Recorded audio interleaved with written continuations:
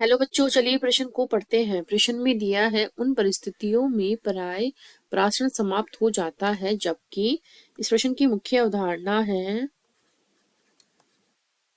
ये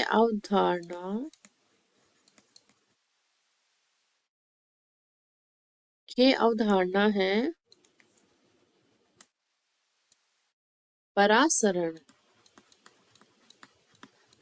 तो परासरण क्या होता है? विलेय के हिसाब से अगर हम देखते हैं तो जो विलेय के अणु होते हैं, विलेय के अणु उच्च सांद्रता से निम्न सांद्रता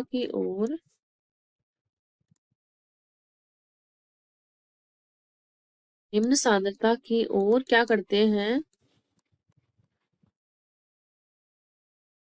गमन करते हैं। और विलायक या जल के हिसाब से देखते हैं तो क्या होता है, वो निम्न सांद्रता से उच्च सांद्रता की ओर गमन करते हैं। इस प्रकार ये हमारे परासरण की परिभाषा हो गई है।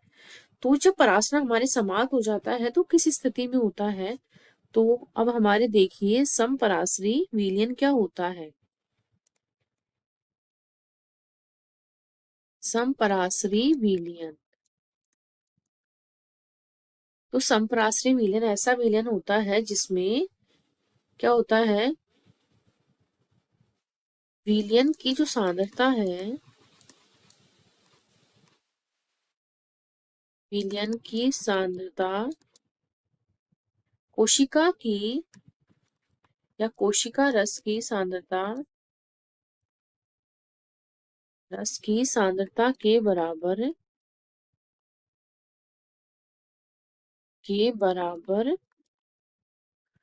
हो।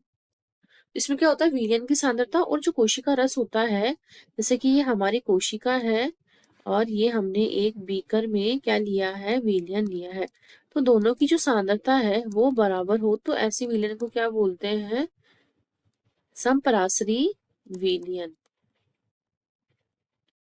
कोशिका और ये है विलयन। और इसमें क्या है, जो डीपीडी होता है, डीपीडी इसको बोलते हैं विशरण, डिफ्यूजन प्रेशर डिफिशिएंट बोलते हैं विशरण दाब न्यूनता। इसमें भी क्या होता है, यहाँ दाब बराबर होने के कारण क्या होता है, जो कोशिका होती है,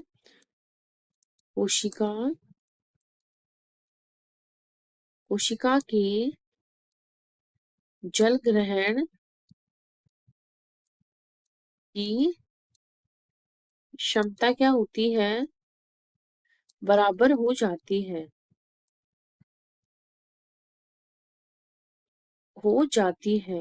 और क्या होता है, जो विलयन है वो भी जब परासरण समाप्त हो जाता है तो क्या होता है, विलयन सम परासरणी हो जाता है और डीपीडी क्या होता है, वो भी बराबर हो जाता है।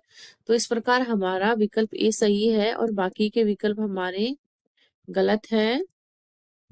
विकल्प ए सही, क्योंकि जब हमारे परासरण ही काम नहीं करेगा तो विलयन में हमारे ना ही तो कोशिका की सांद्रता अधिक होगी, ना ही हमारे विलयन की, जैसे कि अगर अति परासरणी होता है तो उसमें क्या होता है, जो विलयन की सांद्रता होती है अधिक होती है और विलयन की कम होती है। इसी प्रकार से अल्पराश्रयी होती है, उसमें दोनों की सांद्रता में अलग अलग अंतर होता है और जो समपराश्रयी होता है इनमें दोनों बराबर हो जाती है। तो आशा करती हूँ आपको इस प्रश्न का हल समझ में आया होगा। धन्यवाद।